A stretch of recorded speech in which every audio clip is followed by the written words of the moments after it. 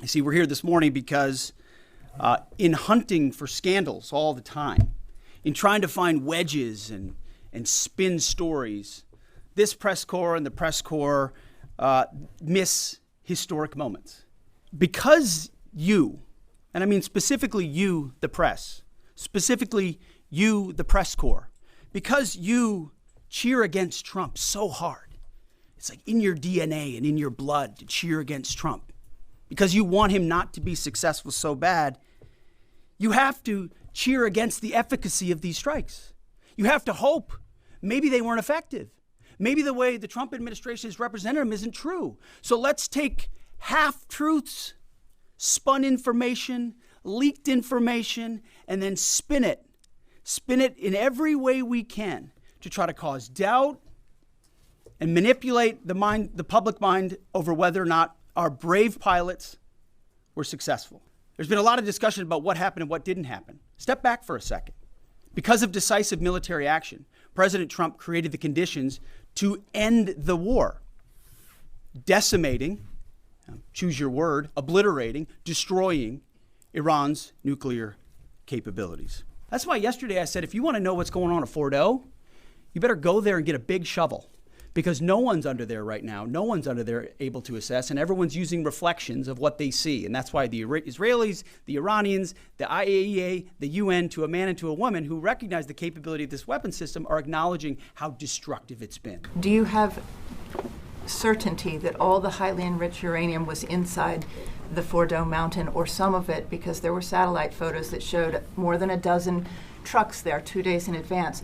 Are you certain none of that highly enriched uranium was moved? Of course, we're watching every single aspect, but Jennifer, you've been about the worst, the one who misrepresents the most intentionally what the president says. Where there was a historic outcome. I want to start with that real quick. I think there's so much news, so many things happening that oftentimes big, momentous moments get missed. What President Trump accomplished in NATO yesterday was game-changing and historic. A shift in burden sharing to European responsibility in NATO that most would have said was impossible at the beginning of his term. But he said NATO needs to pay up. They started in the first term, and here in his second term, we've accelerated that. 32 NATO countries committed to spending 5% of their GDP on defense, on actually investing in the NATO alliance.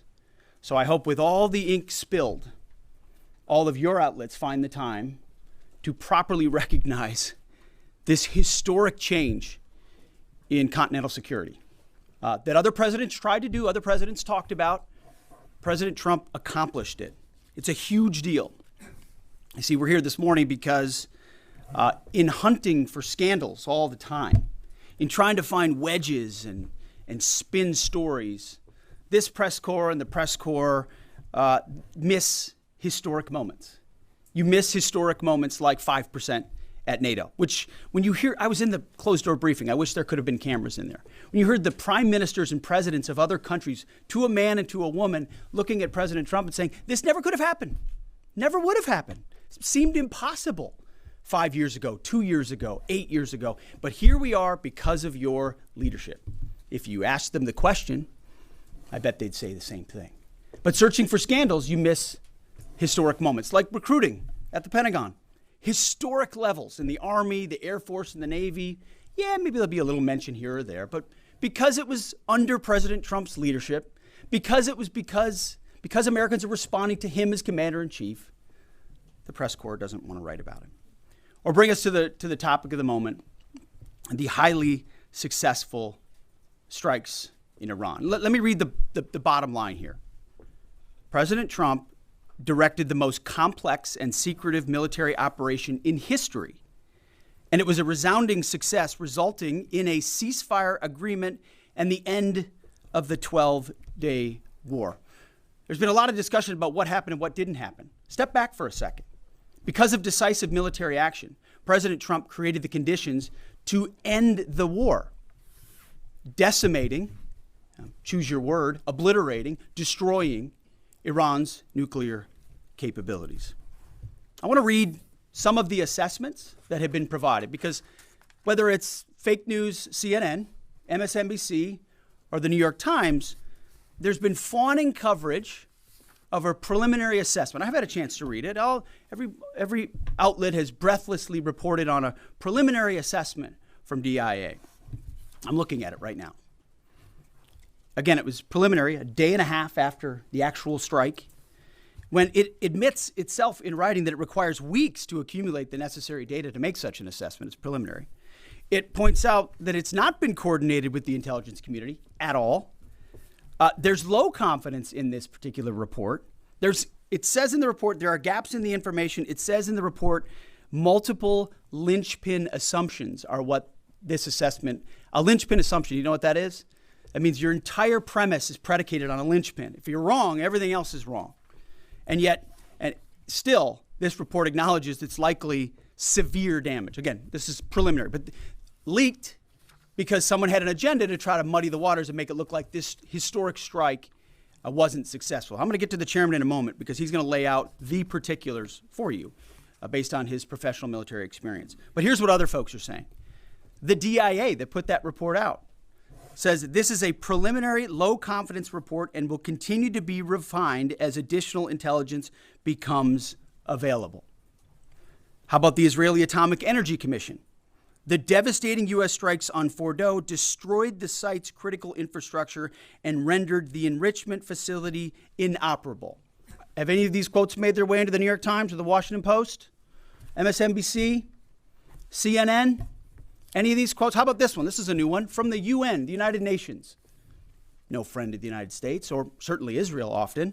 Here's the head of the UN Atomic Energy Agency this morning, Rafael Grossi. U.S. and Israeli strikes caused enormous damage to Iran's nuclear sites. Don't take my word for it. How about the IDF's chief of staff? I can say here that the assessment is that we significantly damaged the nuclear program, setting it back by years. I repeat, years. The Iranian foreign minister, the spokesman, our nuclear installations have been badly damaged, that's for sure. I'm sure that's an understatement. John Radcliffe, the director of the CIA, putting out a statement just last night. CIA can confirm that a body of credible intelligence indicates Iran's nuclear program has been severely damaged by recent targeted strikes. This includes new intelligence from a historically reliable, very different than preliminary assessment with low confidence. He's saying historically reliable and accurate source and method that several key Iranian nuclear facilities were destroyed and would have to be rebuilt over the course of years. CIA continues to collect additional reliably sourced information to keep appropriate decision makers fully informed. How about DNI Tulsi Gabbard yesterday? She writes, and I quote, "New intelligence confirms what POTUS has stated numerous times.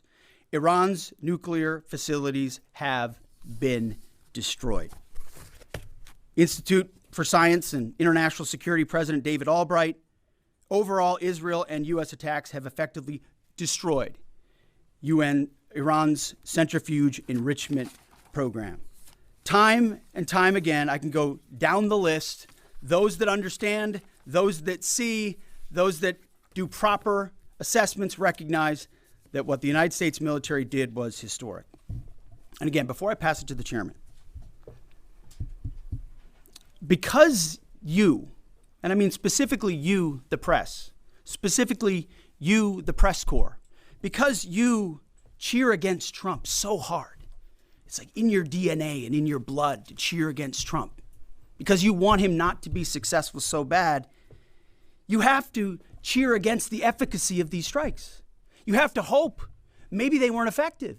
Maybe the way the Trump administration has represented them isn't true. So let's take half-truths, spun information, leaked information, and then spin it in every way we can to try to cause doubt and manipulate the public mind over whether or not our brave pilots were successful. How many stories have been written about how hard it is to, fly a plane for 36 hours? Has MSNBC done that story? Has Fox? Have we done the story how hard that is? Have we done it 2 or 3 times so that American people understand how difficult it is to shoot a drone from an F-15 or 16 or F-22 or F-35? or what it's like to man a Patriot battery, or how hard it is to refuel midair, giving the American people an understanding of how complex and sophisticated this mission really was. There are so many aspects of what our brave men and women did that, because of the hatred of this press corps, are undermined because your people are trying to leak and spin that it wasn't successful. It's irresponsible. And folks in this room are privy to that information because of the proximity here in the Pentagon. It's an important responsibility. And time again, classified information is leaked or peddled for political purposes to try to make the president look bad. And what's really happening is you're undermining the success of incredible B-2 pilots and incredible F-35 pilots and incredible refuelers and incredible air defenders who accomplished their mission, set back a nuclear program in ways that other presidents would have dreamed. How about we celebrate that? How about we talk about how special America is, that only we have these capabilities? I think it's too much to ask, unfortunately, for the fake news. So we're used to that. But we also have an opportunity to stand at the podium and read the truth of what's really happening. And the reality is, you want to call it destroyed, you want to call it defeated, you want to call it obliterated, choose your word. This was an historically successful attack, and we should celebrate it as Americans. And it gives us a chance to have peace, chance to have a deal, and an opportunity to prevent a nuclear Iran, which is something President Trump talked about for 20 years, and no other presidents had the courage to actually do. Right there. Yep. Me, sir? Just a quick question. There's public imagery available saying that highly enriched uranium was moved out of Fordo before the strikes. Is that accurate? Have you seen that? And Mr. Chairman, a question for you. Have you been pressured to change your assessment or give a more rosy intelligence assessment to us by any political factors, whether it's the president or the secretary? And if you were, would you do that? Yeah, well, that one's easy. No. No, I have not, and no, I would not. My job as the chairman is to offer a range of options to the president and the National Command Authority to deliver the risks associated with each of those, and then take the orders of the National Command Authority and go execute them. I've never been pressured by the president or the secretary to do anything other than tell them exactly what I'm thinking, and that's exactly what I've done. And the highly enriched uranium? There's nothing that I've seen that suggests that we didn't hit exactly what we wanted to hit in those locations. That's not the question, though. It's about highly enriched uranium. Do you have certainty that all the highly enriched uranium was inside the Fordo mountain, or some of it, because there were satellite photos that showed more than a dozen trucks there 2 days in advance? Are you certain none of that highly enriched uranium was moved? Of course, we're watching every single aspect, but Jennifer, you've been about the worst, the one who misrepresents the most intentionally what the president says. I'm familiar. I about the ventilation shafts on Saturday night, and in fact, I was the first to describe the B-2 bombers, the refueling, the entire mission with great accuracy. So I take issue with that. I appreciate you acknowledging that this was the first the most successful mission based on operational security that this department has done since you've been here, and I appreciate that. So we're looking at all aspects of intelligence and making sure we have a sense of what was where. Why not acknowledge the female pilots that also participated in this mission? The early messages that you sent out only congratulated the boys. So when I say something like our boys and bombers, see, this is the kind of thing the press does, right? Of course, the chairman mentioned a female bomber pilot. That's fantastic. She's fantastic. She's a hero. I want more female bomber pilots. I hope the men and women of our country sign up to do such brave and audacious things. But when you spin it as, because I say our boys and bombers as a common phrase, I'll keep saying things like that, whether they're men or women. I'm very proud of that female pilot, just like I'm very proud of those male pilots. And I don't care if it's a male or a female in that cockpit, and the American people don't care. But it's the obsession with race and gender in this department that's changed priorities. And we don't do that anymore. We don't play your little games. Yes, right there. For certain that the uranium was removed from the facility before the B-2 struck. So I'm not aware of any intelligence that I've reviewed that says things were not where they were supposed to be, moved or otherwise. Yes. Kelly Meyer with News Nation, and just off the top, want to say we're grateful for the service of these pilots and everybody that serves. I wanted to ask you, the CIA statement said, when possible, they will provide updates and information to the public for transparency, and I believe that's what we're looking for here. Do you commit to share the Defense Intelligence Agency report when it is ready, so the American people can understand more about the intelligence assessment? Well, actually, the report that was discussed, this preliminary report, was what's called a restrike report. So it comes to us to give us an assessment whether a target would need to be restruck, right? That's the reason why. So it's based on internal feedback loop that we're supposed to have access to. Unfortunately, someone took advantage of that.